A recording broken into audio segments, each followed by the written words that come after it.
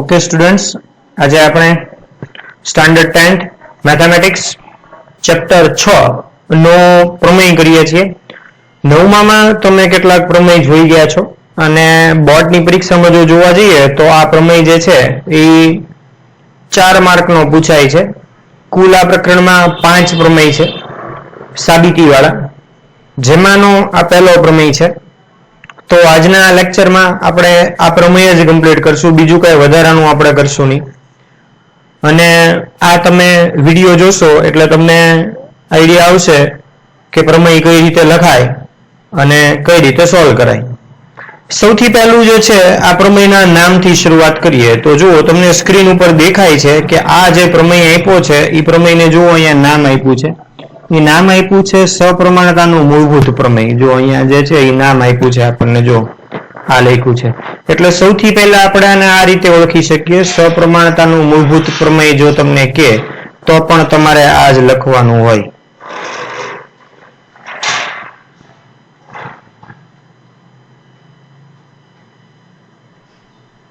આ જ લખવાનું થાય. બીજું જે છે આ જે છે એ પ્રમેય છે જેનું વિધાન આપ્યું છે. વિધાન પણ આપણને આવડતું હોવું જોઈએ, કેટલીક વખત ખાલી વિધાન જ પૂછે છે. તો વિધાન શું છે એ જોઈ લઈએ કે જો કોઈ ત્રિકોણની કોઈ એક બાજુને સમાંતર દોરેલી રેખા બાકીની બે બાજુઓને ભિન્ન બિંદુમાં છેદે તો તે બાજુઓ પર કપાતા રેખાખંડો તે બાજુના સપ્રમાણમાં વિભાજન કરે છે. જોઈએ આ શું કહેવા માંગે છે. હું અહીંયા એક રફ આકૃતિ દોરું છું, તમે ધ્યાન સ્ક્રીન ઉપર રાખજો.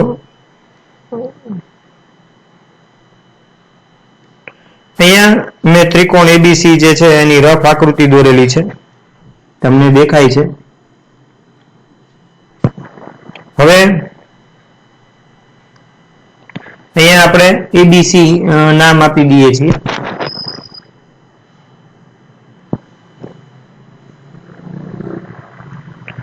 અને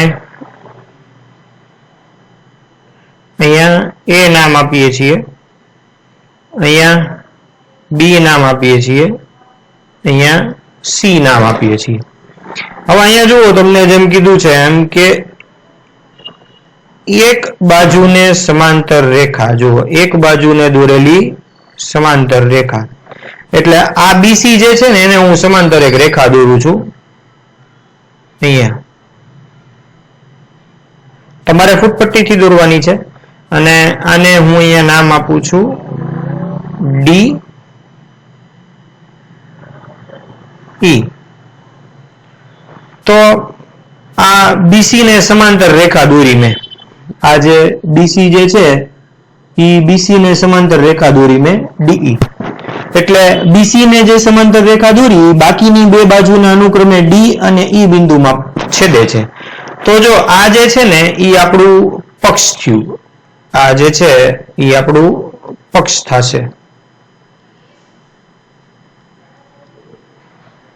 કે ત્રિકોણ એબીસી જે છે એની બાજુ બીસી ને સમાંતર રેખા બાકીની બે બાજુ એબી અને એસી ને અનુક્રમે ડી અને ઈ માં છેદે છે.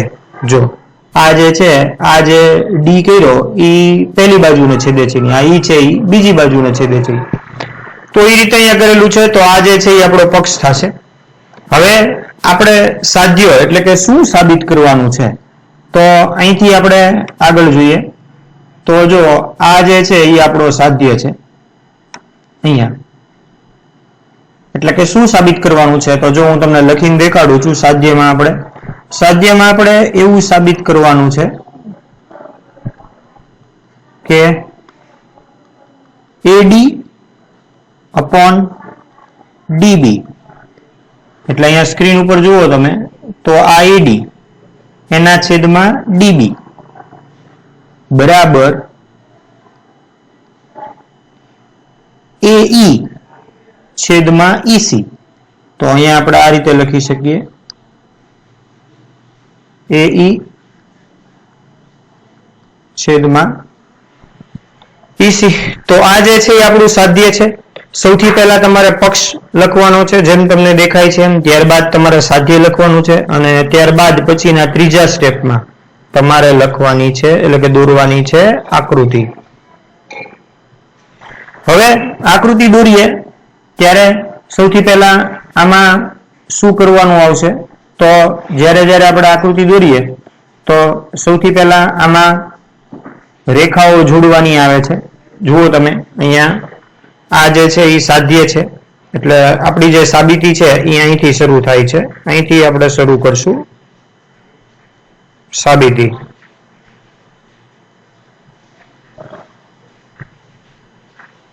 તો સાબિતી જો જોઈએ તો અહીંથી છે ને સૌથી પહેલા તમારે જુઓ બી ને ઈ સાથે જોડવાનું છે. જો અહીંયા આપ્યું છે સી ને ડી સાથે જોડવાનું છે એટલે ફૂટપટ્ટીની મદદથી અહીંયા હું એમને જોડું છું. તમે બી ને ઈ સાથે જોડો અને આ જે સી છે એને તમે ડી સાથે જોડો આમ. ત્યારબાદ ડીએમ છે ઈ લંબ એસી થાય એ રીતે દોરો.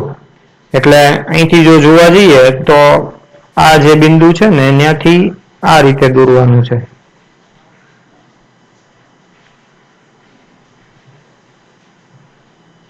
ડીએમ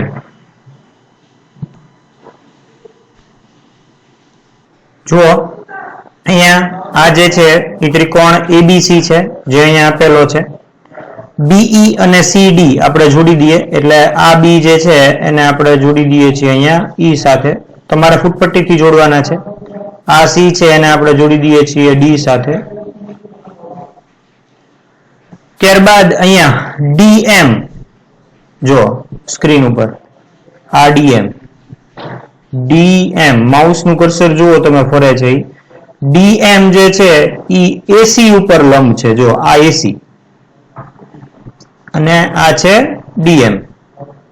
ઈ જ રીતે અહીંયા બીજું જે મેં કીધું છે ઈએન એટલે કે આ ઈએન જે છે ઈએન ઈ એબી ઉપર લંબ છે. જુઓ એટલે અહીંયા એવું લખ્યું છે આપણે કે ઈએન લંબ એબી. હવે અહીંથી જો જોવા જઈએ તો અહીંયા બે ત્રિકોણ બન્યા છે. જુઓ અહીંથી જો આપણે જોવા જઈએ તો અહીંયા બે ત્રિકોણ બને.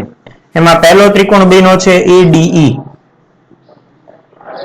જો અહીંયા હું રફ દોરું છું. હવે વાત છે અહીંયા અહીંની જે આકૃતિ જે છે એમાંથી હું નાનો ત્રિકોણ દર્શાવું છું. તો જો આ ત્રિકોણ છે એ એડીઈ જે આપણે ઉપર બન્યો તો એ છે. જો અહીંયા ઉપર જો તમે જોવા જાવ તો જો આ એ ડી અને ઈ આ ત્રિકોણ છે. હવે જો આ જે છે ને એનો વેધ છે જેને આપણે આકૃતિમાં દર્શાવીએ. જો એટલે અહીંયા છે ને ઈએન છે ને એનો વેધ છે. એટલે જો અહીંયા જોવા જઈએ તો આ છે ને એનો વેધ થાય. જો આ એનો વેધ થાય ઈએન. બરોબર. તો એડી જે છે એનું ક્ષેત્રફળ શું થાય તો આપણને ખબર છે એનું સૂત્ર 1/2 ગુણ્યા પાયો ગુણ્યા વેધ. હવે આ જે બાજુ છે ને આ પાયો છે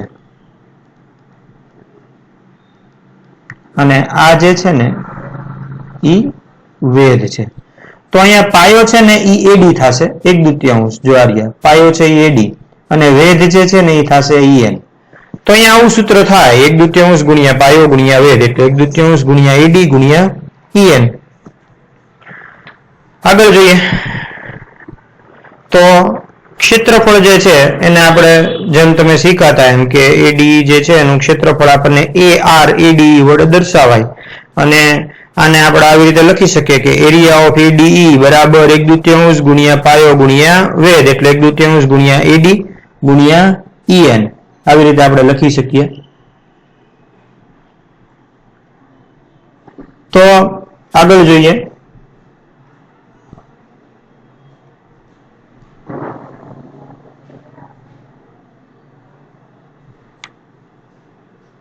હવે આ જ રીતે બીજો ત્રિકોણ ગણવાનો છે BDE જેની આકૃતિ હું સાઈડમાં ગણું છું.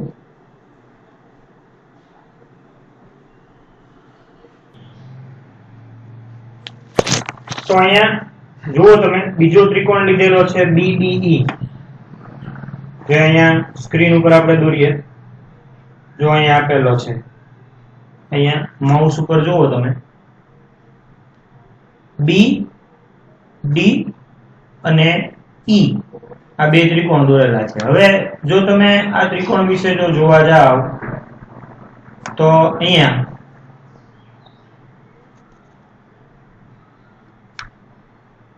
જુઓ BDE ની જો વાત કરીએ આપણે તો આ ત્રિકોણ જે છે BDE એમાં આ જે છે ને એનો પાયો થશે. હા, અને આ જે EN જે છે આ છે એનો વેધ EN એટલે પાયો છે ને ત્રિકોણ BDE ની જો વાત કરીએ ને આપણે ત્રિકોણ BDE તો એનો છે ને પાયો છે ને એ BD થશે અને વેધ છે ને EN થશે. તો અહીંયા આગળ એની ગણતરી કરીએ એટલે હવે જેમ પહેલા આપણે ADE નું ક્ષેત્રફળ ગણ્યું હતું ને જે અહીંયા જે આ સ્ટેપમાં જુઓ સ્ક્રીન ઉપર જુઓ એટલે તમને દેખાશે એમ હવે આપણે આગળ BDE નું ક્ષેત્રફળ ગણીએ છીએ.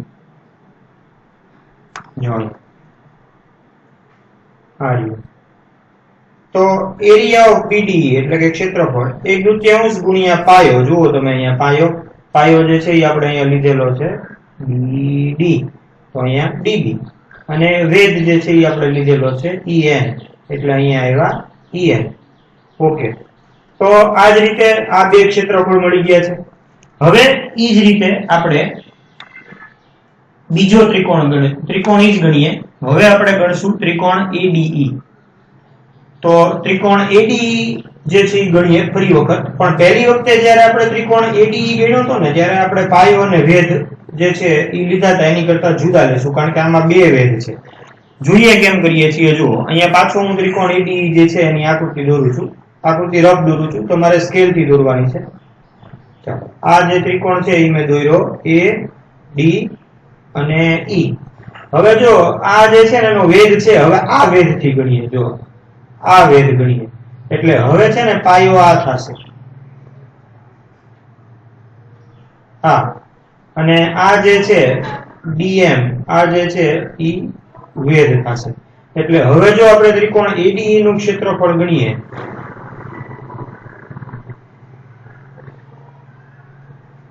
તો ADE નું ક્ષેત્રફળ જે છે એનું સૂત્ર આવું થાય 1/2 ગુણ્યા પાયો ગુણ્યા વેધ અને જો અહીંથી તમે જો જોવા જાવ તો 1/2 ગુણ્યા પાયો જો હવે તમે જુઓ તો AE છે અને વેધ જો જુઓ તો તમે DM છે.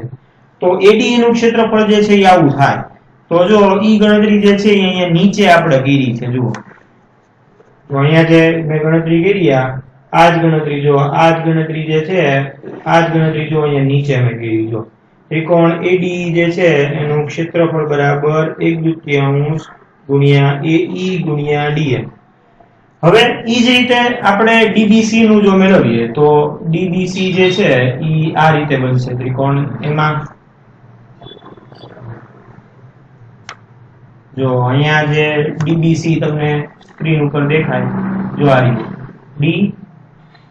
DBC.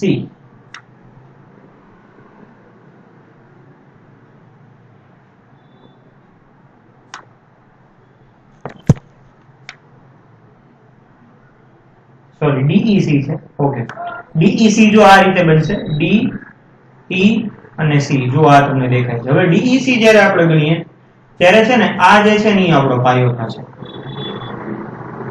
અને આ જે છે ને એ આપણો વેધ થશે. એટલે DEC નું ક્ષેત્રફળ જો તમારે ગણવાનું થાય ત્રિકોણ તો DEC નું ક્ષેત્રફળ જો ગણવાનું થાય તો મેં તમને ઉપર દેખાડ્યું છે એમ કે DEC નું ક્ષેત્રફળ જો ગણીએ તો પાયો જે છે એનો EC થાય અને વેધ જે છે એનો DM થાય. તો અહીંયા જોઈએ આપણે જો 1/2 ગુણ્યા EC ગુણ્યા DM. તો આવી રીતે DEC નું ક્ષેત્રફળ મળે. તો ઓવરઓલ આમાં જો જોવા જઈએ તો આપણે 4 ત્રિકોણના ક્ષેત્રફળ ગણ્યા છે. એક વખત ફરીથી ઈ 4 ત્રિકોણ છે ઈ દોરીને સમજી લઈએ એટલે તમને એક્ઝેક્ટ આઈડિયા આવે કે આપણે કર્યું છે શું. તો સ્ક્રીન ઉપર ધ્યાન રાખો, આપણે ફરીથી 4 ત્રિકોણ ગણીએ છીએ, એની ચારેય ત્રિકોણ જે છે એની ગણતરી જે છે એક વખત આપણે સમજી લઈએ. તો સૌથી પહેલા જે છે એ આપણે જે ત્રિકોણ ગણ્યો હતો, જેનું સાદુરૂપ જે છે હું આ તમને સમજાવું છું. જો આ છે એ આપણે સૌથી પહેલો ત્રિકોણ ગણ્યો છે, જેનો હું પરિણામ નંબર 1 આપું છું. તો ઈ ત્રિકોણ જે ગણ્યો છે ઈ આ છે, ADE. આ A D અને E, અને અહીંયા જે છે ને ઈ વેધ દોરેલો છે, અહીંથી આ E છે, અહીંથી વેધ દોરેલો છે EN. તો આ જે છે એનું ક્ષેત્રફળ શું થાય, તો કે આ એનો પાયો છે અને આ જે છે એ એનો વેધ છે. તો જો અહીંયા જે પહેલું જે સમીકરણ જે મળ્યું જે અહીંયા છે AD ગુણ્યા EN, જો આ રીતે મળ્યું. ઓકે, નેક્સ્ટ બીજું જોઈએ. બીજું જે છે એ આ જ રીતે આપણે ક્ષેત્રફળ જોયું, ઈ જોયું ADE નું. આ પહેલું ક્ષેત્રફળ જોયું. બીજું જે છે ઈ BDE નું જોયું. જો આ તો BDE ત્રિકોણ છે, જો અહીંયા જોઈએ આપણે BDE, તો એ આ રીતે બને.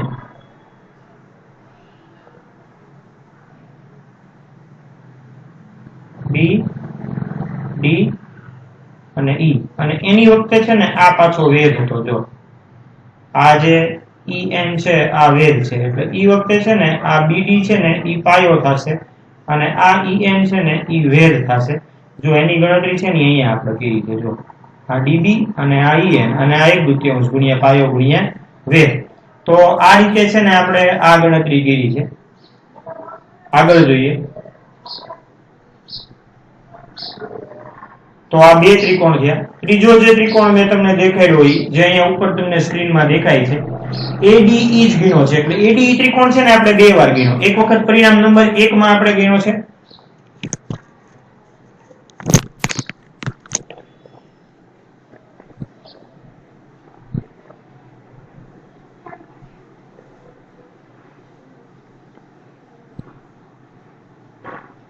એક વખત પરિણામ નંબર 1 માં આપણે ADE ત્રિકોણ ગણ્યો છે, બીજી વખત આપણે BDE ત્રિકોણ જે છે એ ગણ્યો છે.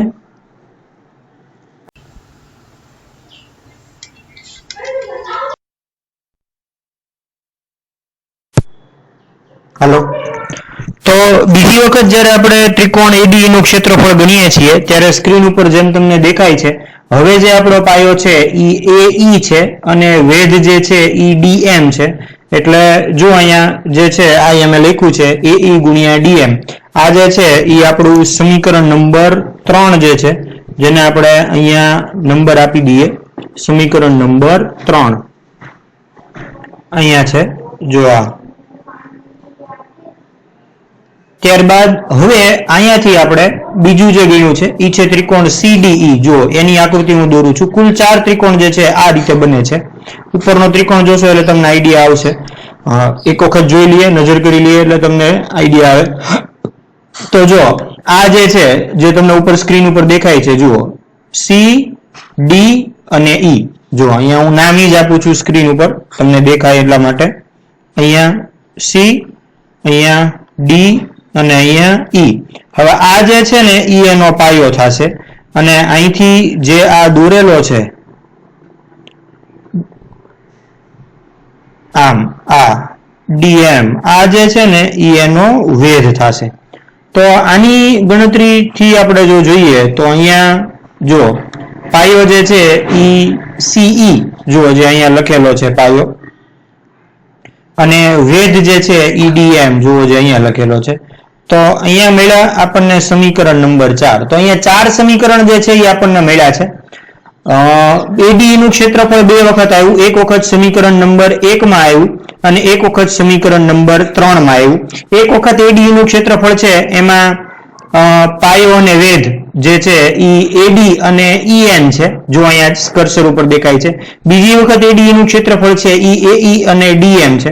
હવે અહીંયા એક વખત આપણે ક્ષેત્રફળ ગણ્યું છે BDE નું, તો એનું ક્ષેત્રફળ બરાબર આવે છે 1/2 DB ગુણ્યા EN, અને પછી આપણે ગણ્યું છે ત્રિકોણ DEC નું 1/2 EC ગુણ્યા DM.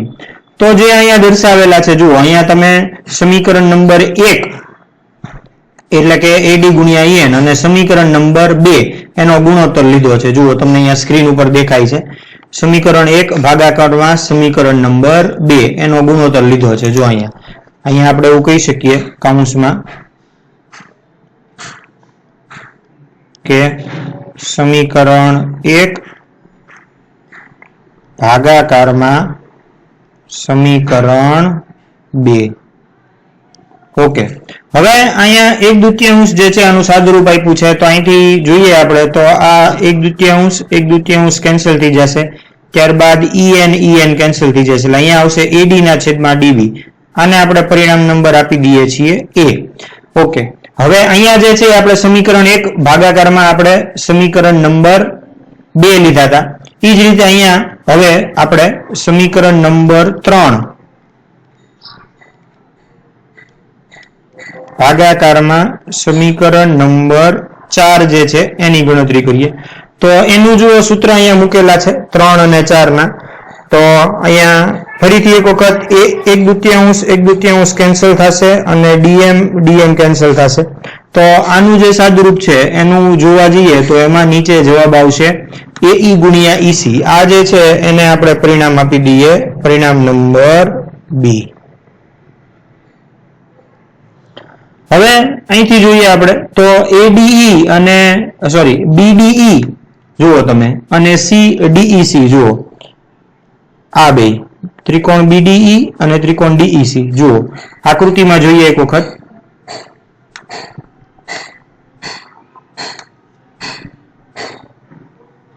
જો આ સ્ક્રીન ઉપર નજર કરજો. જો આ B D અને E આ ત્રિકોણની વાત છે અને બીજી વખત આ ત્રિકોણની વાત છે C D અને E. જુઓ આ બંને ત્રિકોણ જો તમે જોવા જાવ તો એનો પાયો છે ને EDE છે. જુઓ એટલે એક જ પાયા ઉપર બે ત્રિકોણ આવેલા છે. એક ત્રિકોણ BDE અને બીજો ત્રિકોણ CDE. તો એક જ પાયા ઉપર બે ત્રિકોણ આવેલા હોય ને તો એ બંને ત્રિકોણ છે ને એના ક્ષેત્રફળ સરખા હોય. આવું આપણે અગાઉના ધોરણમાં ભણી ગયા છીએ કે એક જ પાયા ઉપર આવેલા અને સમાંતર રેખાઓની વચ્ચે આવેલા ત્રિકોણના ક્ષેત્રફળ સરખા થાય. તો જો એની જ વિગત આપી છે. એક જ પાયા પર DE અને સમાંતર રેખાઓની જોડ BC અને DE વચ્ચે આવેલા હોય છે. આથી તેના ક્ષેત્રફળ છે ને સમાન થાય. એટલે કે BDE નું ક્ષેત્રફળ અને DEC નું ક્ષેત્રફળ જે છે એ સમાન થાય. તો ઉપર જે છે આ પરિણામ નંબર આને આપણે આપી દઈએ છીએ પરિણામ નંબર C. તો ઉપરથી જો જોવા જઈએ તો A, B અને C પરથી આપણે જે અહીંયા 1 2 3 છે એની બદલે A B C કરી નાખવા પડે. તો અહીંયા આ જે છે એની જગ્યાએ આપણે લખી નાખીએ A, આ જે છે એની જગ્યાએ લખી નાખીએ આપણે B અને આ જે છે એની જગ્યાએ લખી નાખીએ આપણે C. તો A, B અને C પરથી આપણે એવું કહી શકીએ કે AD ના છેદમાં DB અને AE ના છેદમાં EC જે છે એ સમાન થાય છે. અહીંયા કારણ એ છે કે અહીંયા જો તમે જોવા જાવ તો આ જે ADE છે, જુઓ આ ADE છે અને આ ADE એના ક્ષેત્રફળ તો સરખા જ હોય કારણ કે બંને એક જ ત્રિકોણ છે.